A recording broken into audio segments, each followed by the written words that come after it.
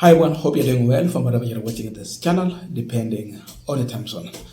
Now, yesterday, the ODM party, in a joint parliamentary group meeting with the UDA party, went forward to produce a report with the 10-point agenda, which was signed by President Ruto and the late ODM party leader Raila Amolo Odinga. This was the day that memorandum was expiring. Yaani huo mkataba ulikuwa ufungwe leo, wakiangalia the progress, if it has been reached or not. So, after that meeting, that program has been extended by 60 more days. This time round without Raila Odinga's signature. And Edwin Sifuna, who was part of the signatories to that, reacted to this. And after his reaction, we saw President Ruto responding. Agnes Zani, who is actually part of the person chairing this 10-point agenda committee, gave her views. And Orengo also has responded to the same. So we have about 4 people here: Ruto, Orengo, Agnes Zani, Edwin Sifuna, who I want us to look into in their response, and as far as the development of that 10-point agenda is concerned. Did they achieve, or what has been left out? But first of all, listen to Sifuna's message, then we'll go to President William Ruto's response to Sifuna. Mimi nikishikilia ile msimamo wa baba Raila Odinga napata shida mingi sana. Jana tarehe 7 mwezi wa 3 ilikuwa siku ya mwisho ya mkataba ambayo tuliweka kati ya UDA na ODM. Hakuna huo mkataba tena, iliisha jana. Na niliwaambia kama unataka kuextend hiyo mkataba, the only person who can extend it is in Bondo resting Raila Amolo Odinga.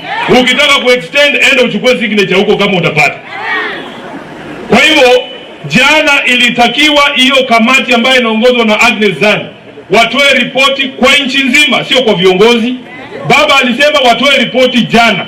Hata baada ya kushindwa kufanya kazi ya hiyo mkataba, bado wanaendelea kumkosea baba heshima. Alisema watoe ripoti tarehe 7, wamegeuza wanasema watatoa Tuesday. Nani aliwaambia hiyo maneno? Si ni kumkosea baba heshima? Hiyo mkataba ilikuwa inasema kufikia jana, hiyo kamati inafaa kutupatia as a country a framework for the implementation of the 2/3 gender rule. Watuambie ni njia zipi tutatumia kuhakikisha kwamba hao kina mama ambao tuna celebrate leo pia wanapata nafasi za uongozi. Paka jana hakuna framework wametupatia. Watakuja Tuesday na hadithi zao. Sisi hatutaki hadithi, tunataka mtuonyeshe framework. Tulisema kwamba baada ya kutia sahihi hiyo mkataba mwaka uliopita, mambo ya kushika vijana kiholela, mambo ya kuua vijana itaisha. Kuanzia siku tulitia hiyo mkataba mpaka jana ambao hiyo mkataba imeisha, zaidi ya vijana 20 wameuawa na hii serikali. According to Edwin Sifuna, if you want to extend the time frame, the period for implementation of the 10-point agenda, you must go back to Bondo and seek for Raila Odinga's signature. Of course, we know it is very hard because Raila is no more. That means you can't extend it, just implement it, because the person who signed is no longer anywhere anymore. But then Ruto responded to Edwin Sifuna. Ikifika hapo sasa unaona, when the president is responding to people like Sifuna, then you know the value of Edwin Sifuna politically is going high. Amesonga hapo sasa, kujibishana kwake kumekaribiana hapo karibu na president. According to President William Ruto, the 10-point agenda was not imposed to them. It was a voluntary commitment to the people directly not to salary individuals. And now he was directing this to Orengo and Sifuna. The president is concluding that there are people who are now appointing themselves to supervise, as if the president and ODM made a commitment to these people. This one now goes direct to these leaders. Mnajiappoint as supervisors. The 10-point agenda was not imposed on us. The 10-point agenda was our commitment, voluntary commitment between our parties in respect to the people of Kenya.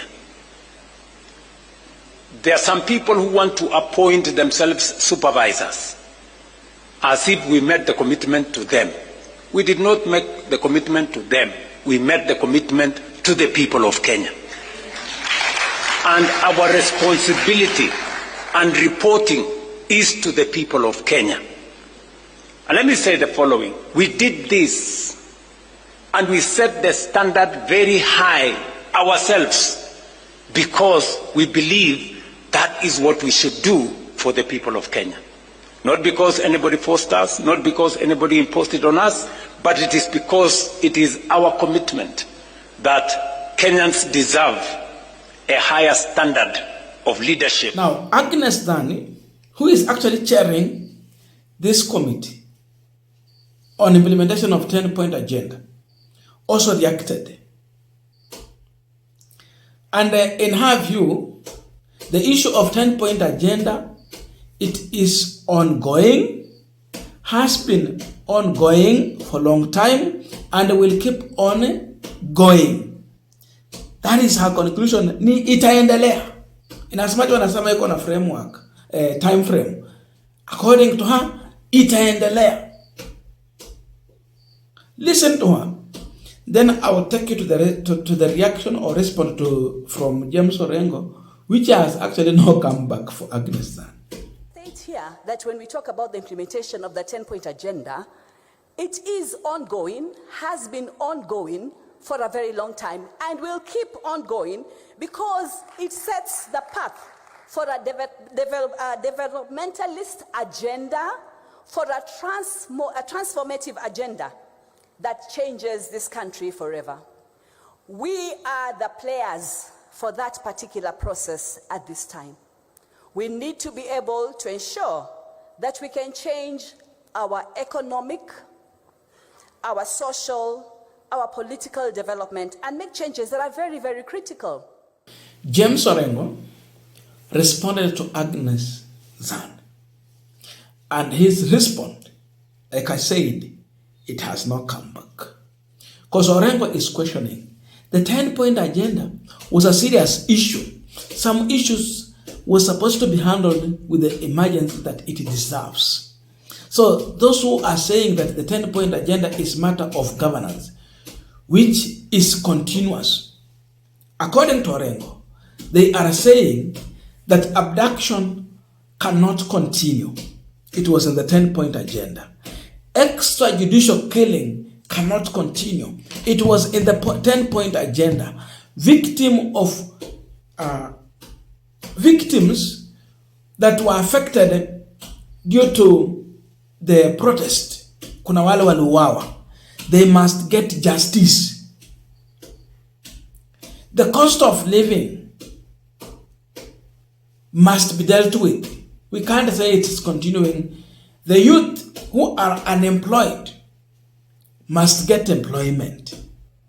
So when you are saying it is continuing, it has been ongoing, so Orengo anauliza, mambo ya extrajudicial killing should continue. Must be actualized now. And if it was being implemented, we don't need to be told that it has been implemented. It should be self-evident. There are some people who are saying that the 10-point agenda is a matter of governance which is continuous. But we are saying abductions cannot continue. Extrajudicial killings must stop now. Victims of abduction and extrajudicial killing must get their right, they must get justice, and must get compensation now, not tomorrow, now. The cost of living must come down now, not tomorrow. Our youth must get employment now, not tomorrow. Our women must be integrated into the democratic system by having a framework where the one-third rule, gender rule can be achieved now, not tomorrow. Therefore, we have an agenda with Kenya, we have an agenda with a nation called Kenya, and we are going to succeed. We are being led by ideology, by principle, by values. And God, if God is with us, no. Now, I want us to conclude this discussion. But before we do that, I have a quick and humble request. For those who are watching the channel and you have not yet subscribed, please consider subscribing. To our returning subscribers, I must say thank you so much. And again, to all our viewers, please give this video a thumbs up. Thank you so much, and back to our discussion. Definitely, if you listen to Orengo and Sifuna, they have a point. From the other quarters, we see people who are just postponing a problem rather than offering a solution to that problem. There are issues that should have been done with. But it seems like they're just buying more time and creating more space for people to eat in those committees, as Kenyans will then keep on forgetting about this issue.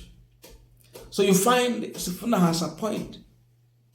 Orengo has a point. There are things we must bring to a stop. Justice cannot be postponed. Justice should just be implemented. So, with this kind of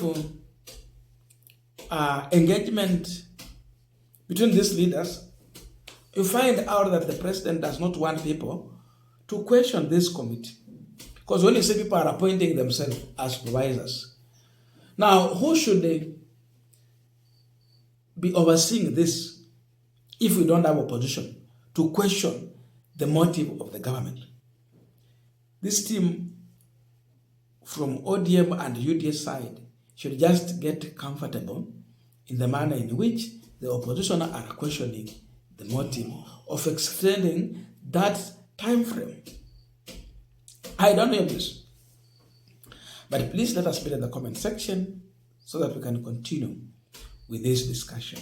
Thank you so much for listening to me up to this far, and see you in our next video.